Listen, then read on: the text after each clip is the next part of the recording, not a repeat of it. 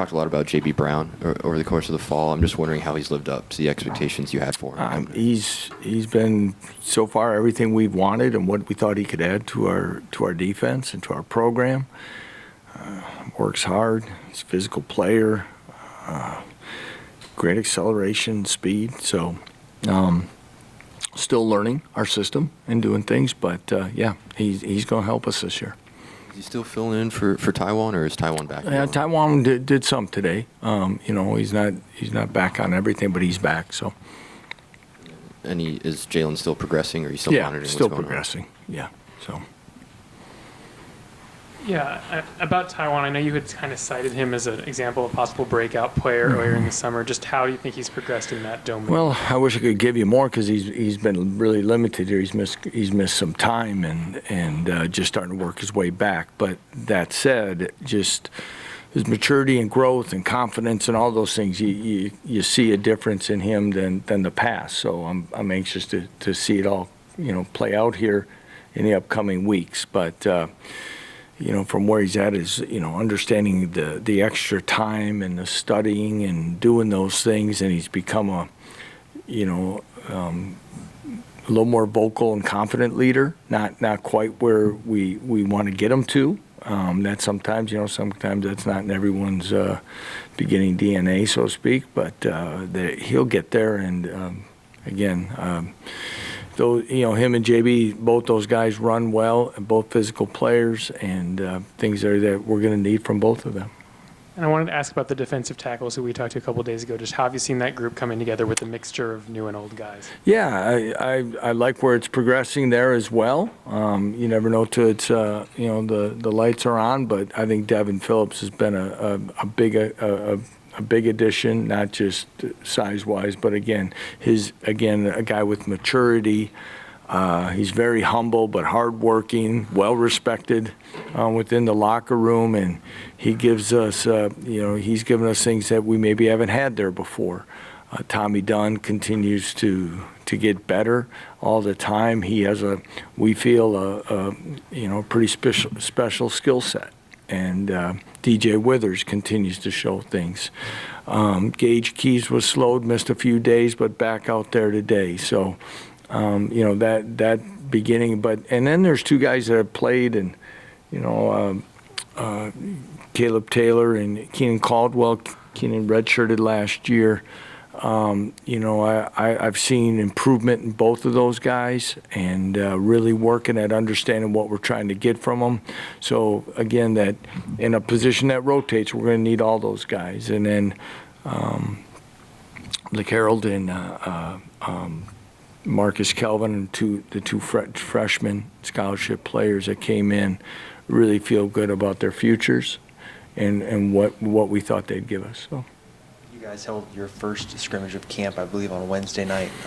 What did that look like, and what do you feel like you learned about your team? Yeah, trying to remember my days, Michael. Sorry. It's but all in all, I thought offensively came out really, again, red zone periods and things like that. Executing efficiently in that, defensively. Once again, we need to start faster and do things. But once we got into true open field stuff, I thought we settled down, did some things. Again, you hope as you progress through these things that you get everybody on the field at the same time. Other guys, Craig Young's been limited at certain times. Mello Dotson's, as well. O.J. Burrows did probably the most he's done in camp today. So you're trying to evaluate it all, but you're watching some individuals, but collectively units are going to work together, aren't quite there yet. So, but yeah, and I think, we haven't talked enough about him, but again, I know we talked about it last year. I really think, once again, Jason Bean's having a very fine camp, and that's showing. I like the way our running backs have played. And the receiver group has been another group that's had guys out a little bit, but when they're out there, pleased with our playmaking ability out there. With the scrimmages overall, then you mentioned the moving parts, guys in and out. Yeah. Like, how much do you read into that, and I guess how do you kind of separate the different parts of it? I guess what you mean by moving, how do I read that? Just as, everybody goes through soft tissue stuff right now. It's it's frustrating for everybody involved.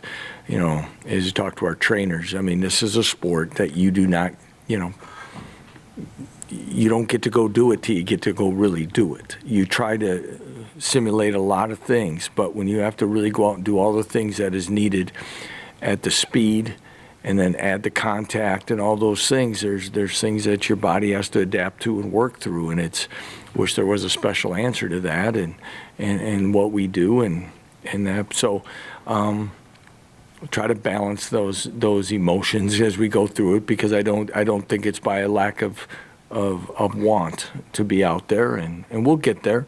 But all in all, I think it allows people again to get opportunities to and there's some guys that are showing that and are probably showing that they can be dependable and productive. When we talked to you on Monday, you mentioned Austin Booker as someone that has caught your attention. Yeah. I guess over the past week, what have you seen from him, and just what have you thought about the way he's Again, playing? his length is really outstanding. His work ethic and what he's going to be able to do. He's improving all the time. He hasn't played a lot of football, so he's going to, and those are the things I think you're going to see a guy continually get better. Dylan Brooks made a play today too. You look at him and Dylan is, Jeremy and Hatch and the other guys there, but those two guys give us length that we really haven't had there, and you add a few other guys in there as well. At times even Gage Keys, our length starts to be where you really like it, and it makes difficult throwing lanes when their hands get up and things are good. So, but I like that. I think Patrick Joyner's a guy who didn't go really much through spring. He's been battling, trying to get healthy.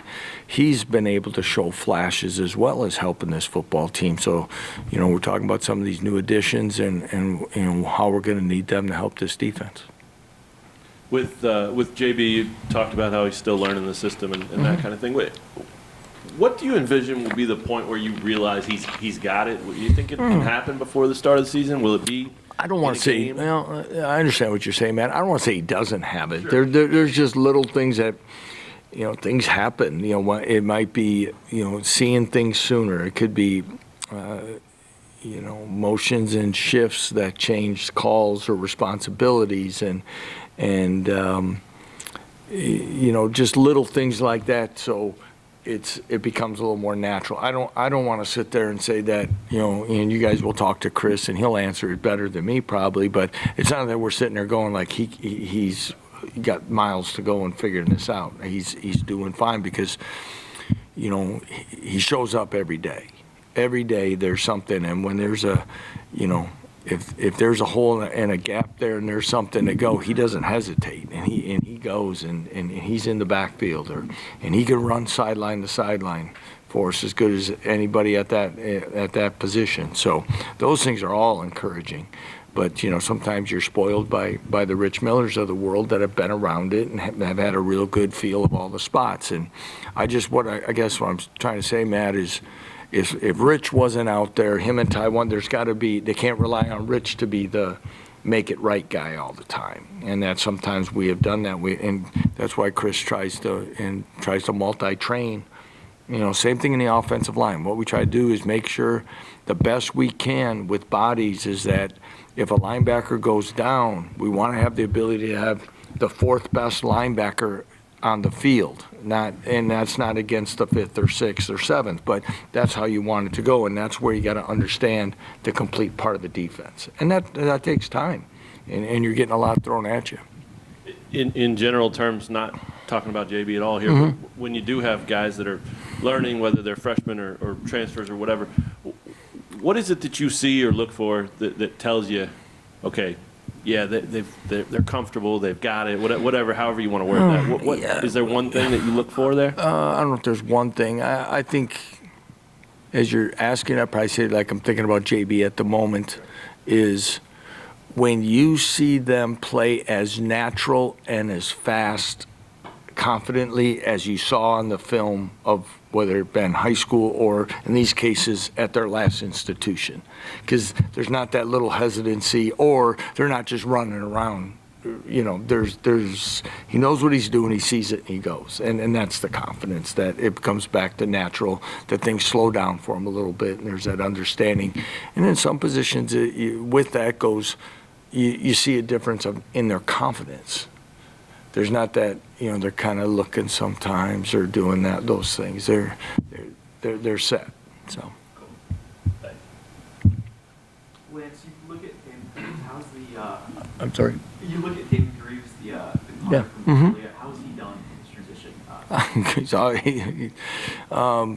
Extremely well. I haven't heard, anyone besides what, there's a lot new to him, okay, as well. So we got to make sure, but I don't care how old you are, you pack up and, you move to a new culture and a way of doing things and fit in well with the guys. He's a humble guy. He's mature, all those things. So, yeah, excited and probably better than I expected. Yep. Lance, I know you got guys competing at place kicker. What have you seen from those guys in fall? Yeah, I think we're improved there immensely right now without being in game conditions, of course, and crowd and the whole environment. But I really like where we're at consistency-wise. And it's I haven't asked, and that's on purpose yet, to see the charting numbers. I wanted to go a little bit longer before I really study that. But, Seth, Charlie, and Owen have all done a good job and had their days. And, like I said, we're deeper and more consistent than we have been. And then Tabor's still there, and Tabor can do it as well, but really like the fact that when we keep him on kickoffs, and but then Owen is also kicked off very well. He's a big, strong guy, and so I like our options there and the production we're getting. Jason Gilliam's kind of come off that bad injury. What have you seen from him so far? Again, I think he's done extremely well. There's going to be days with soreness and some things, but not like, in fact, I thought we'd have to monitor it a little bit more than we have. As you guys know as well, Jason's a great young man, and he's hard working, but I forgot, it was our first night practice, and I walked in the eating area, and he's the only guy in the room, and it happened to be his birthday. And he's sitting there, and he's got 5 different drinks there, 2 Gatorades, 2 waters, whatever, ready to hydrate, ready to go, looking through notes, doing whatever it's going to take. And he's passionate about what he's doing. He's learning a new position. And also, we know his special teams contribution is going to be a lot as well. So excited about what he's doing. I think Craig Young has helped him a lot, and again, as he adapts and works into this. About a week left in fall camp. Are things kind of where you thought they'd be? Yeah, I don't want to say that there was a set. I guess I'm a observation, and let's see where I'm not. I'd say this: we've thrown, considering the last 2 where we're at now, we have thrown so much more at these guys. They understand what's expected, though, and I think they've handled it very businesslike in how they've gone about it in preparation and understanding. They take coaching really well. We can push them again for more and pointing out when we're not pleased with something and explaining the whys and where we have to get better if we're going to be a team that we want to be. And I think they respond really well. Again, a lot to clean up, but I'll say that every week, and we'll keep pushing them. But yeah, I like where we're heading, but still plenty to do. Coach, when you've got 100 guys out there plus and all over 2 fields, some coaches will go up in a tower so they can see everything, but you're a ground level view. They didn't give me a tower yet, Do you want a tower? I don't. What's that? Do you want a tower? No. Why is ground level so good for you? I mean, you got the interaction. You can talk to guys on the field, but is that the view that you like? I can talk to a lot of people, as you see. I just like it. Would I see myself doing that? there's good separation for process, but I like to, you get around it, you see it, you hear the coaching points as well. What also is being said, you see the reaction. You get a better feel for strain and understanding. There's a lot there. I probably stood, I think you guys asked that a few weeks ago or whatever. I've stood behind the defense a lot more this year than before. A lot of different things of watching what we're doing. We use our headsets quite a bit as coaches, the last couple of years, so I get to hear what the coaches are saying as well. So a lot of good things there, but yeah. And then, of course, when I do see something small, I have a chance to talk to the player as well. So. When guys have been getting after it, grinding for a couple of weeks, what do you learn about their toughness, their focus when you know that their legs are tired, their brains are tired? Yeah, we talk about it. Some things, okay. There's, we're not going to play with injuries. Sometimes you got to play through some pain, and you got to work through the soreness. And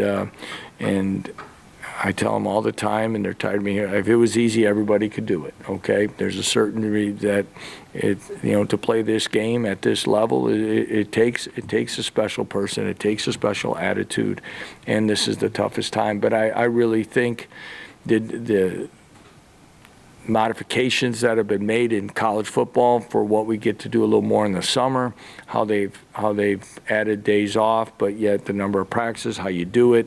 And this is the best schedule we ever put together for the guys, with rotation of how many practices a day off when we're doing it, the couple night practices.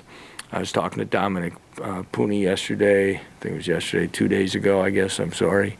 And so it's the best his body has felt. And but yeah, this is part of it. And honestly, guys, this stretch right now, today, tomorrow, and what's the next day? Monday. And is probably the toughest stretch, because then we're off on Tuesday, and then there's, we head towards the weekend with Wednesday, Thursday, Friday, Saturday, and then we're getting ready for school start. So there's light at the end of the tunnel of camp after Tuesday probably. So this is the grind part of it, if there is going to be one, and we've addressed that and talked about it. But yeah, and keep encouraging them. I think the weather cooperated today. The humidity wasn't quite what we thought it was going to be, but our hydration, our all those things have been better. And again, I admire their work ethic and what they do to get ready.